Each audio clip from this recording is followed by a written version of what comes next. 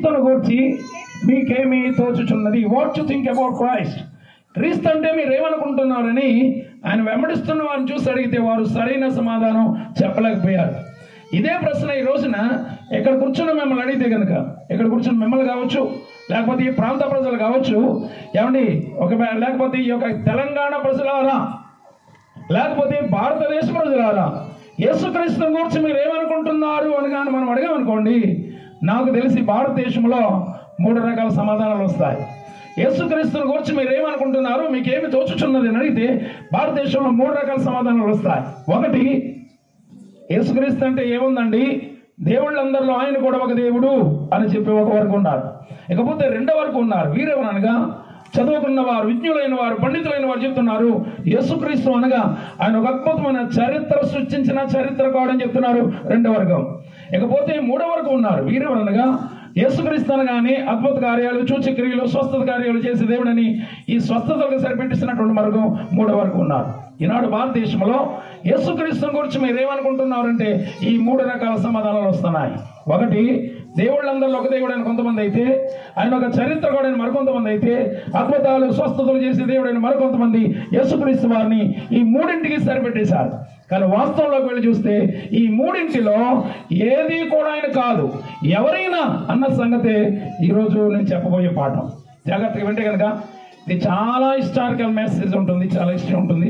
క్రీస్తుని గురించినటువంటి ఆలోచనలు ఎలా ఉన్నాయంటే, ఏమంటే దేవుళ్ళందరిలో ఒక దేవుడు అని కొంతమంది అయితే, చరిత్రకుడని మరికొంతమంది అయితే, అద్భుతాలు స్వస్థతలు చేసే దేవుడికి ఈ 3ంటికి సరిపెట్టేశారు.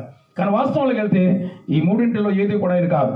వాస్తవానికి ఈ 3 విషయాలు నేను మీకు వివరంగా చెప్పాలంటే కనీసం 3 రోజులు మీటింగ్స్ పెట్టవలసిందే. మొదటి విషయం మొదటి రోజు, రెండో విషయం రెండో రోజు, మూడో విషయం మూడో రోజు చెప్తే మొత్తం మ్యాటర్ అంతా బయటకు వస్తుంది. కనుక మనకున్నటువంటి ఈ టైంలో ఫస్ట్ పాయింట్ మీద కొన్ని విషయాలు నేను మాట్లాడతాను. ఫస్ట్ పాయింట్ మీద ఏంటంటే, యేసుక్రీస్తు వారు అనగా దేవుళ్ళందరూ ఆయన ఒక దేవుడు కాదు, ఆయన మాత్రమే దేవుడు అని చెప్పడానికి ఉన్నటువంటి ఆధారాలు నేను మీ ముందు పెట్టడానికి ఇష్టపడుతున్నాను. వినండి. యాక్చువల్లీ దాని గురించి చెప్పడానికి ముందు యేసుక్రీస్తు వారు మాత్రమే దేవుడు అని చెప్పడానికి ఖచ్చితంగా ముందు భారతదేశ చరిత్రలోకి వెళ్ళాలి. ఈ భూమి మీద ఉన్నటువంటి దేశాలలో 200 దేశాలలో ఈ భారతదేశం వెరీ స్పెషల్, చాలా ప్రత్యేకమైన దేశం భారతదేశం. ఎందుకంటే భక్తి విషయానికి వస్తే కనుక ఒక మహాపండితుడు అన్నాడు, ప్రపంచ దేశాలన్నీ భారతదేశం యొక్క పాదాల దగ్గరకు వచ్చి కూర్చుని నేర్చుకోవాలన్న భక్తి అంటే ఏంటో, అంత భక్తి కలిగిన దేశం భారతదేశం. ఏమండి, భారతదేశానికి ఉన్నంత భక్తి ప్రపంచంలో మరి ఏ దేశానికి లేదు.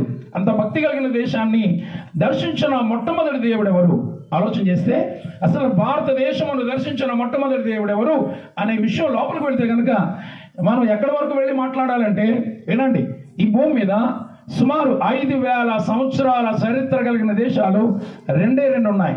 మీరు వరల్డ్ హిస్టరీలోకి వెళ్తే కనుక 5,000 సంవత్సరాల చరిత్ర కలిగిన దేశాలు 2 ఉన్నాయి. ఆ రెండింటిలో ఒకటి భారతదేశం, రెండవది చైనా. చైనా విషయం పక్కన పెడితే భారతదేశం మనకున్న చరిత్ర ఈనాడుది కాదు. సుమారు 5,000 సంవత్సరాల చరిత్ర భారతదేశానికి ఉంది. 5,000 సంవత్సరాల వెనక వెళితే కనుక ఈ భారతదేశమును దర్శించిన మొట్టమొదటి దేవుడు ఎవరో అక్కడ నుండి మాట్లాడుకుంటూ వస్తే మనకు మ్యాటర్ బయటకు వస్తుంది.